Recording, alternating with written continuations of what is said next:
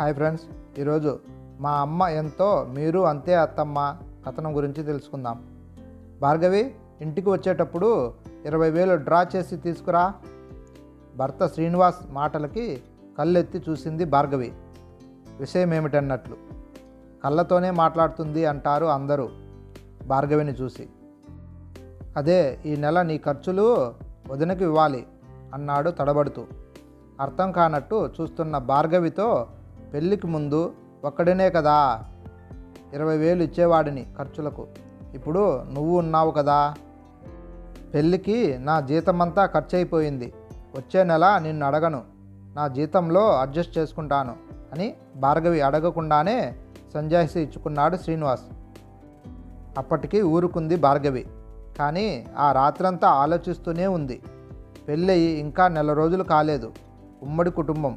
పెద్దాయన బావగారు రామకృష్ణ ఇంజనీర్ ఉద్యోగం చేస్తున్నాడు. అతనికి 2 పిల్లలు. 2-3 ఏళ్ల క్రితం కొత్తగా కట్టుకున్న 3 బెడ్రూమ్లు గల ఇల్లు. పెళ్ళికి ముందు అది ఉమ్మడి ఆస్తి అన్నట్లుగా ఉన్న మాటలు మొన్న తోడికోడలు పద్మజ ఎవరితోనో మాట్లాడుతుంటే తెలిసింది. అది వాళ్ళ సొంతమని, ఉమ్మడి ఇల్లు వాళ్ళ ఊరిలో ఉందని. శ్రీనివాస్ కన్నా చిన్నదైన ఆడపడుచు భాగ్యశ్రీ పెళ్ళయి భర్తతో బెంగళూరులో ఉంటోంది. పెళ్ళికొచ్చిన ఆమె వారం రోజుల క్రితమే తన ఇంటికి వెళ్ళింది. 65 ఏళ్ల అత్తగారు తులసమ్మ గారే ఇంకా వంటగదిలో. పెత్తనం పోతుందన్న భయమా? ఆమెను చూస్తుంటే అలా అనిపించడం లేదు. తోడుకోడలు అత్తగారి మేనకోడలే. అత్త, ఈరోజు ఇది చేసుకుందాం, నీ వంట రుచి ఎవరికీ రాదు అంటూ తీయగా మాటలు చెప్తూ ఆ రోజు వంట ఏం చేయాలో అత్తగారికి పురమాయిస్తుంది. పిల్లలు కూడా స్కూల్ నుండి రాగానే నానమ్మ అది కావాలి ఇది కావాలి అని వాళ్ళ నానమ్మని అడుగుతుండడం కూడా చూస్తోంది. శ్రీనివాస్ కూడా ఏం అవసరమైనా వాళ్ళ అమ్మనే అడుగుతున్నాడు. నెల రోజులలోనే అర్థమైంది, పెత్తనం తోడుకోడలేదని, పని అత్తగారిదని. ఈ వయసులో ఆమె కష్టపడుతుంటే చూడడానికి కష్టంగా ఉంది. పోనీ ఇంట్లో ఉన్నప్పుడు తాను ఏమైనా సాయం చేయబోతే నీకెందుకులేమ్మా అనేస్తున్నారు. చొరబడి చేయడం తనకు ఇంకా అలవాటు కాలేదు. ఏదో ఒకసారి శ్రీనివాస్తో అంటే, నువ్వు మరీ భూతద్దంలో నుండి చూస్తున్నావు, వదిన అమ్మను సొంత తల్లిలా చూసుకుంటుంది, లేకపోతే గొడవలు లేకుండా ఇన్నాళ్ళు కలిసి ఉండగలరా? నువ్వు వదినలాగా అమ్మను అలాగే చూడొచ్చు కదా అని తిరిగి తనకే చెప్పాడు. అంతేకాని వాళ్ళ అమ్మ మంచితనాన్ని వదిన వాడుకుంటుంది అన్న విషయం చెప్పినా అర్థం చేసుకోవడం లేదు. పెళ్ళైన నాటి నుండి తాను గమనించిన ఇంకొక విషయం ఏమిటంటే, ఇంట్లో ఏ ఖర్చు కనిపించినా శ్రీనివాస్ పాలవాడు వచ్చాడు చూడు, పని మనిషి జీతం అడుగుతుంది చూడు అని తన భర్తకే పురమాయిస్తుంది తోడుకోడలు పద్మజ. ఆఖరికి పిల్లల ఫీజు కూడా. ఈ నెల తన ఖర్చులు అదనం అంటే తామిద్దరి కోసం చెరో 20,000. ఇంటి ఖర్చులకు పెడుతున్న డబ్బు కాక నెలకు 40,000. అత్తగారికి పెన్షన్ వస్తుందని తెలుసు, కానీ అదేమవుతుందో ఇంకా తెలియదు. ఇప్పటి నుండే తాను ఈ విషయంలో జాగ్రత్త పడకపోతే తర్వాత విచారించి లాభం లేదు అని ఆలోచిస్తూ అటు తిరిగి పడుకున్న భార్గవి మీద చెయ్యి వేయడానికి జంకాడు శ్రీనివాస్.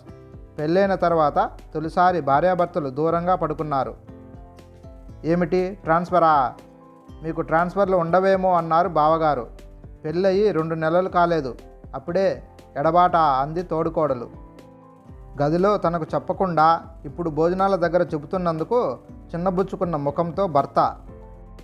ఆపించుకోవచ్చేమో కనుక్కోకూడదు అత్తగారి ఆదుర్ద. అయితే మేము సెలవుకు బాబాయి వాళ్ళ ఇంటికి వెళ్ళొచ్చు. పిల్లల ముఖంలో ఆనందం. వాళ్ళను దగ్గరికి తీసుకుంటూ, తప్పకుండా అని, మంచి ఆఫర్ వచ్చింది బావగారు, ఆఫీస్లో అందరూ ఈ ఛాన్స్ వదులుకోవద్దని చెప్తున్నారు. అదీ కాక ఈయనకు వర్క్ ఫ్రమ్ హోమే కదా,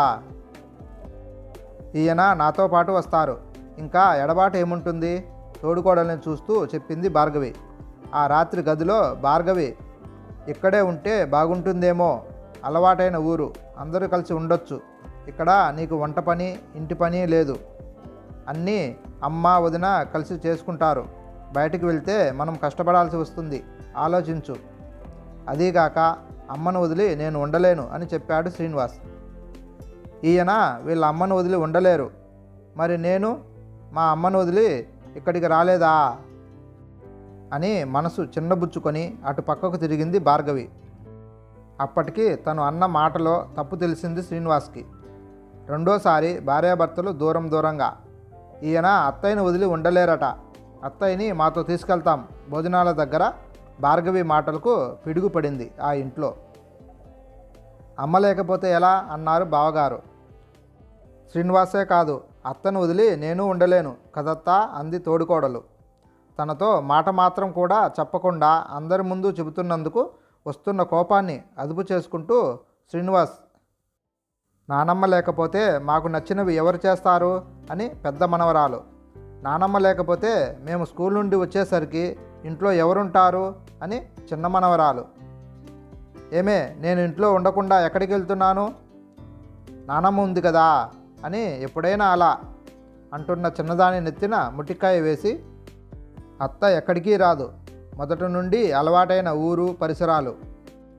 ఇప్పుడు తనను ఎక్కడికి పంపించలేను, ప్రేమగా అత్త భుజాల మీద చేతులు వేస్తూ అంది తోడుకోడలు. సరే అక్క, మీ ఇష్టం, కానీ ఏ విషయమైనా క్లియర్గా మాట్లాడటం నాకు అలవాటు. ఆ తర్వాత గొడవలు పడటం ఇష్టముండదు. ముందే చెప్తున్నాను. ముందు అత్తను మేము ఇన్ని సంవత్సరాలు చూసుకున్నాం, ఇంకా మేము ఎన్నాళ్ళు చూస్తాం, మీరు చూడండి అని ఎప్పుడూ అనకూడదు. ఇప్పుడు పంపించకపోతే అత్తయ్య గారిని చివరి వరకు మీరే చూసుకోవాలి. కుండ బద్దలు కొట్టింది భార్గవి. భార్గవి తెగువకు నలుగురు నిశ్చేష్టులైపోయారు. అదేమీ పట్టించుకోకుండా గదిలోకి వెళ్ళిపోయింది భార్గవి. మెత్తగా కనిపించే భార్యలో తనకు చెప్పకుండా ముఖ్యమైన నిర్ణయాలు తీసుకునేంత టెంపరితనమా? పెళ్ళయి 10 ఏళ్ళైనా ఏ విషయానికైనా మీ అన్నయ్యను అడగాలి శ్రీనివాస్, అమ్మో ఆయనకు చెప్పకుండానే అనే వదిన మాటలు గుర్తుకొస్తున్నాయి శ్రీనివాస్కి. మరి తన భార్య నిర్ణయం ఆమె తీసుకున్నాక అందరితో పాటు తనకు చెబుతుంది. వదిన లాంటి అమ్మాయిని కాకుండా ఇటువంటి అమ్మాయిని పెళ్లి చేసుకున్నందుకు తప్పు చేశానని మొదటిసారి బాధపడ్డాడు శ్రీనివాస్. మూడోసారి భార్యాభర్తలు దూరంగా. ఇన్నాళ్ళు ప్రశాంతంగా ఉండే ఆ ఇంట్లో శాంతి లోపించింది. ఎవరి ముఖంలోనూ నవ్వు లేదు. ఎవరికి వారే దూరంగా ఉంటున్నారు. భోజనాల వేళ ఏదో ముక్కుబడికి కూర్చున్నట్లు గబగబా తిని ఎవరి గదిలోకి వాళ్ళు వెళ్ళిపోతున్నారు. నోరు నొక్కుంటూ ఇరుగుపొరుగు వారికి తన తోడుకోడలి గండ్రాయితనం చేరవేస్తోంది పద్మజ. మేనత్తే అయినా ఏ రోజైనా అత్తగారి ముందు నోరు విప్పానా నేను? పెద్దవారు బావగారు ఉన్నారని కూడా లెక్క లేకుండా మాట్లాడుతుందా? ఇప్పుడు అత్తను పంపించకపోతే తర్వాత నాకు బాధ్యత లేదని చెబుతుందా? ఉద్యోగం చేస్తున్నానని పొగరు. పెళ్ళయి 2 నెలలు కూడా కాలేదు, అప్పుడే వేరే కాపురం పెట్టేస్తోంది. ఇన్నాళ్ళు అందరం కలిసి హాయిగా ఉన్నాం. శ్రీనివాసును ఏనాడైనా మరిదిలా చూశానా? సొంత తమ్ముడిలాగే చూసుకున్నాను. అత్తను అత్తలాగా చూశానా? అమ్మలాగే చూసుకున్నాను. ఇప్పుడు ఈవిడొచ్చి ఇంట్లో చిచ్చు పెడుతోంది. అయినా శ్రీనివాస్కైనా బుద్ధుండాలి కదా. నోరు ముయ్యని పెళ్ళానికి చెప్పుకోలేడా? నువ్వు పోతే పో, నేను రానని గట్టిగా చెప్పలేడా అంటూ అడగని వారికి అడిగిన వారికి చెబుతోంది పద్మజ. శ్రీనివాస్ చెవిలో పడుతూనే ఉన్నాయి ఆ మాటలు. అసలు శ్రీనివాస్ వినాలనే పద్మజ అందరితోనూ చెబుతోంది ఆ మాటలు. ఆ మాటలు శ్రీనివాస్ ఆలోచనలను రేకెత్తిస్తున్నాయి. వదిన అంటున్నట్లు నేను రానని చెబితే ఈరోజు ఈ విషయం అటో ఇటో తేల్చేయాలి అని గట్టిగా అనుకున్నాడు. భార్గవి ఆఫీస్ నుండి రాగానే ఇంటికి సంబంధించిన విషయాలలో కూడా కనీసం నాతో సంప్రదించకుండా నువ్వే నిర్ణయాలు తీసుకోవడం నాకు నచ్చలేదు. నేను రానంటే ఏం చేస్తావు? పెళ్ళయి ఎన్నేళ్ళైనా అన్నయ్యను అడగకుండా వదిన ఒక్క పని చెయ్యదు తెలుసా? గట్టిగా అడిగాను అనుకున్నాడు శ్రీనివాస్. ఈ ఇంట్లో ఉండడానికి డబ్బులు ఇమ్మని మీ అన్నయ్య గారు కూడా ఇన్ని సంవత్సరాలలో ఏ ఒక్కరోజైనా మీ వదినను అడిగి ఉండరు తెలుసా? అంతే గట్టిగా సమాధానం వచ్చింది. డబ్బులు అడిగి చాలా పెద్ద తప్పు చేశావు, అంతరాత్మ హెచ్చరించింది శ్రీనివాస్ను. అత్తను వాళ్ళతో పంపిస్తే ఉపయోగం ఏమిటి, పంపించకపోతే ఏమిటి అన్న విషయం గదిలో తీవ్రంగా ఆలోచిస్తుంది పద్మజ. శ్రీనివాస్ లాగా కాదు భార్గవి, ఏ విషయమైనా తెగేదాకా లాగుతుందన్న సత్యం అర్థమవుతోంది. ఇప్పుడు పంపించకపోతే రేపు ఎప్పుడో అత్త మంచాన పడితే మాది బాధ్యత కాదని ఇప్పుడే చెప్పేసింది. పోనీ అత్తను పంపించేద్దామంటే, అమ్మో అన్ని పనులు తానే చేసుకోవాలి, పంపించకపోతే ఎల్లకాలము అత్త ఇలాగే ఉంటుందన్న గ్యారంటీ లేదు. మీద పడే వయసు ఏ రోజు ఎలా ఉంటుందో, ముసలితనంలో ఏ జబ్బులు వస్తాయో, వాటికెంత ఖర్చు అవుతుందో. ఖర్చు విషయం పక్కన పెడితే చాకిరీ ఎవరు చేస్తారు? అమ్మో వద్దులే, ఆవిడను ఉంచుకోవడం ఎందుకు? కాలు చెయ్యి పడిపోయాక ఆవిడ కింద చాకిరీ చేయడం ఎందుకు? పంపించేస్తాను, చివరి వరకు ఆవిడ బాధ్యత మీదే అని గట్టిగా చెప్పి మరీ పంపిస్తాను అని నిర్ణయించుకుంది పద్మజ.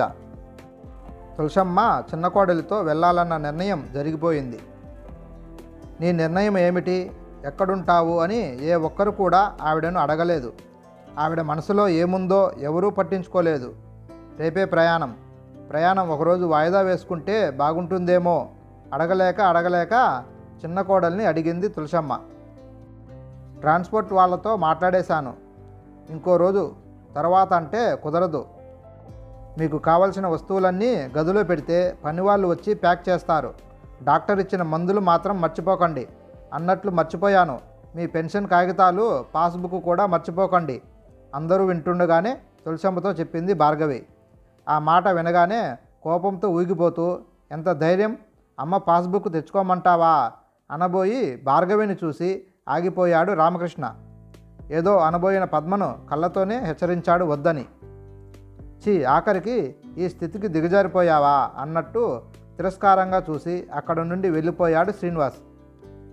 ఆ రాత్రి వాళ్ళ గదిలోకి రానే లేదు అతను. తన దుఃఖం ఎవరికీ తెలియకూడదని తులసికోట దగ్గర వెక్కి వెక్కి ఏడ్చింది తులసమ్మ ఆ రాత్రి. ప్రయాణం ఒకరోజు వాయిదా వేసుకుంటే ఎల్లుండి ఉదయం పూజ చేసుకుని బయలుదేరవచ్చు. రేపే ప్రయాణం అంటే, ప్రయాణం చేసి తీసుకెళ్లిన సామాన్లు ప్యాకెట్లు కాలికి అడ్డం తగులుతుంటే వంట సామాన్లు ఎక్కడున్నాయో వెతుక్కుంటూ సర్దుకుంటూ వీళ్ళ అవసరాలే తీరుస్తుందా, తన పూజ చేసుకుంటుందా? ఆ ఒక్కరోజు తనకు ఏమీ లేకపోయినా, ఎవరూ పట్టించుకోకపోయినా, కనీసం దేవుడికి పూజ చేసుకుంటేనైనా మనసు ప్రశాంతంగా ఉండేది. ఇప్పుడు అద్దె ఇంట్లో తులసికోట, పూజ గది లేకపోయినా కనీసం దేవుడి పటమైనా ఉంటుందో లేదో, పూజ చేసుకునే పరిస్థితి అయినా తనకుందో లేదో, అడిగితే కోడలు ఏమని సమాధానం చెబుతుందో. తన పిల్లలే తనను పట్టించుకోలేకపోతే కోడలికేం అవసరం తనను పట్టించుకోవడానికి? పెద్ద కొడుకు రామకృష్ణ తండ్రిలాగే తనకు ఏ విషయం చెప్పడు. నెలకోసారి సంతకం పెట్టడానికి చెక్కు పుస్తకం తెస్తాడు. మాట్లాడకుండా సంతకం పెడుతుంది. తను పొరపాటున ఏదైనా అడగబోయినా నీకెందుకమ్మా అవన్నీ అని మాట కొట్టి పడేస్తాడు. పెద్ద కోడలు పద్మజ ఆడపడుచు కూతురు. అత్తా అత్తా అంటూ కూర్చున్న చోటు నుండి కదలకుండా లౌక్యంగా అన్ని పనులు తన చేత చేయిస్తుంది. అత్త నన్ను ఏ పని ముట్టుకోనివ్వదు, పెళ్ళై ఇన్నేళ్ళైనా ఆమె మాట తోసేయలేను అంటూ తీయగా కబుర్లు చెబుతుంది. అది ఆమె తప్పు కాదు, తన తప్పే. మొదటి నుండి ఎవరేమన్నా ఏ పని చెప్పినా నోరు మెదపకుండా చేయడం అలవాటైపోయింది. భర్త, అత్తగారు తనను అలా చేశారు.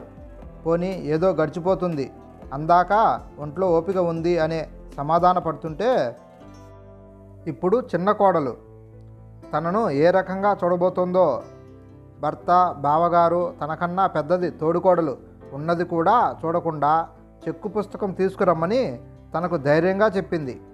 65 ఏళ్ళు వచ్చినా ఇప్పటికీ తనకెంత పెన్షన్ వస్తుందో అడగలేని తన చేతకాని తనానికి బాధపడాలో, ఆమె ధైర్యానికి మెచ్చుకోవాలో, తనకన్నా చెక్కు పుస్తకానికే విలువ కడుతున్నందుకు దిగులు పడాలో, ఇన్ని జరుగుతున్నా నోరెత్తని చిన్న కొడుకును చూసి జాలిపడాలో, కోపగించుకోవాలో, చిన్న కోడలి దగ్గర ఇంకెన్ని కష్టాలు పడాలో అర్థం కాని అయోమయ స్థితిలో రాత్రంతా ఏడుస్తూనే ఉంది తులసమ్మ. ఆ మర్నాడే ప్రయాణం. తులసమ్మ భయపడినట్లు అక్కడ ఏమీ జరగలేదు. ఇంటికి వెళ్ళేటప్పటికీ చాలా సామాన్లు సర్దేసి ఉన్నాయి. ఇంట్లో ఒక మూలగా చిన్నదైన దేవుడి గది. చాలా ఆనందపడిపోయింది తులసమ్మ. స్నానం చేసి పూజ చేసుకునేటప్పటికీ పరమాన్నం చేసి పట్టుకొచ్చింది కోడలు. దేవుడికి నైవేద్యం పెట్టండి అంటూ. దానికే చాలా సంతోషపడిపోయింది తులసమ్మ. నాకు వచ్చినట్లు వంట చేశాను. రాత్రి డిన్నర్కు బయటకు వెళ్దాం, రెడీగా ఉండండి అని భర్త వింటుండగా అత్తగారితోనే చెప్పి ఆఫీస్కి వెళ్ళింది భార్గవి. మొన్నటి నుండి భార్యాభర్తల మధ్య మాటలు లేవు. మరి వెయిటర్ కేక్ తెస్తుంటే ఎవరో ఆ అదృష్టవంతులు అందరి మధ్య పుట్టినరోజు జరుపుకోగలుగుతున్నారు అనుకుంటూ చిన్ననాటి సంగతులు గుర్తుకొచ్చి తనకు ఆ అదృష్టం లేనందుకు తులసమ్మ మనసు బాధపడింది. నాన్నగారు ఉన్నప్పుడు తన పుట్టినరోజు కూడా ఎంతో వైభవంగా చేసేవారు. లేక పుట్టిన ఒక్కటే కూతురు, లక్షల ఆస్తి, వైభవంగా చేయకేమి ఊరందరికీ భోజనాలు పెట్టించేవారు. ఆయన వెళ్ళిపోయారు, అంతే. తన జీవితంలో సంతోషమే మాయమైపోయింది. నాన్నకు క్యాన్సర్ అని తెలియడం, ఆయన పోయేలోగా తన పెళ్ళి చూడాలని ఇదిగో ఈయనకు కట్టబెట్టారు. నాన్న పోయిన దిగులుతో అమ్మ ఎక్కువ కాలం బతకలేదు. లక్షల ఆస్తికి వారసురాలైనా తనకంటూ ఎవరూ లేరు.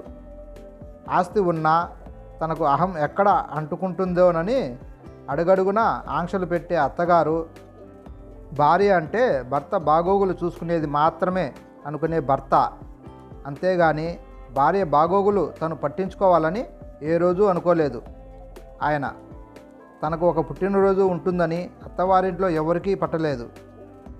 పోనీ పిల్లలు పెద్దయ్యాకైనా నీ పుట్టినరోజు ఎప్పుడమ్మా అని అడుగుతారేమోనని ఆశగా ఎదురు చూసేది కొన్నాళ్ళు. కొడుకులదేముంది, పోనీ కూతురైనా పెళ్ళయ్యాకైనా తన బాధ అర్థం చేసుకుంటుందేమోనని ఎదురు చూసేది. ఎంతసేపు తనెన్ని కష్టాలు పడుతుందో చెప్పేదే కానీ ఒక్కరోజు కూడా నువ్వెలా ఉన్నావమ్మా, ఇన్నాళ్ళు మాకెలా చేశావమ్మా అని అడగలేదు. ఆఖరికి తనకు ఒక పుట్టినరోజు ఉందని ఏనాడో మర్చిపోయింది. ఇదిగో ఎవరిదో ఈ పుట్టినరోజు మరలా తనలో ఆలోచనల తుట్టెను కదిపింది. బయటికి రాబోయిన కన్నీళ్లను కళ్ళు మూసుకొని లోపల అదిమేసింది. కళ్ళు తెరిచేసరికి తమ టేబుల్ దగ్గరికే వచ్చింది కేకు. ఆశ్చర్యపోయింది తులసమ్మ. కోడలు భార్గవి పుట్టినరోజా?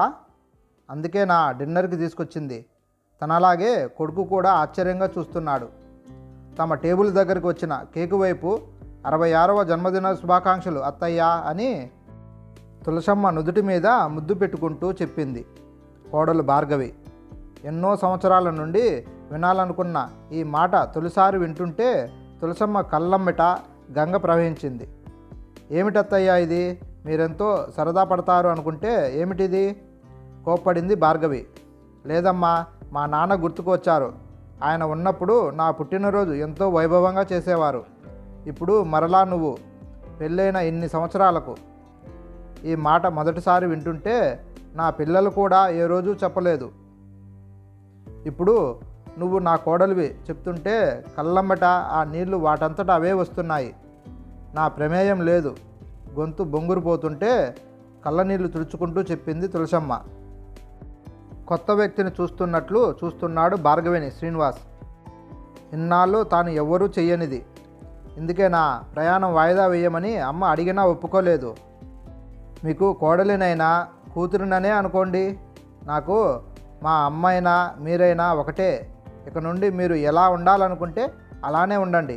నీకేది ఇష్టమైతే అదే చెయ్యండి, తులసమ్మను అత్తుకుంటూ అంది భార్గవి. నా పుట్టినరోజు ఈరోజు అని నీకు ఎలా తెలిసింది? కన్నీళ్లు తుడుచుకుంటూ ఆశ్చర్యంగా అడిగింది తులసమ్మ. నెల్లాళ్ళ క్రితం ఇంట్లో జరిగిన విషయం గుర్తొచ్చింది భార్గవికి. అత్త, స్టోర్ రూమ్లో స్థలం సరిపోవడం లేదు. అట్టపెట్టెల్లో ఉన్న ఆ పుస్తకాలు బయటపడేశాను. పనమ్మాయిని పట్టుకు పొమ్మన్నాను అని తోడుకోవడాలంటే కళ్ళమ్మట నీళ్లు కక్కుకున్న అత్తయ్యను చూసి అంతగా ఆవిడ బాధపడడానికి ఆ అట్టపెట్టెలో ఏముందో అని చూస్తే అన్నీ డైరీలు, అత్తగారి డైరీలు. ఆవిడ మనసును దాచుకుంది ఆ డైరీలలో. వాటిని పనికిరాని చెత్తలా పెరట్లో పడేస్తుంటే అప్పుడు వచ్చింది తోడుకోడల మీద కోపం.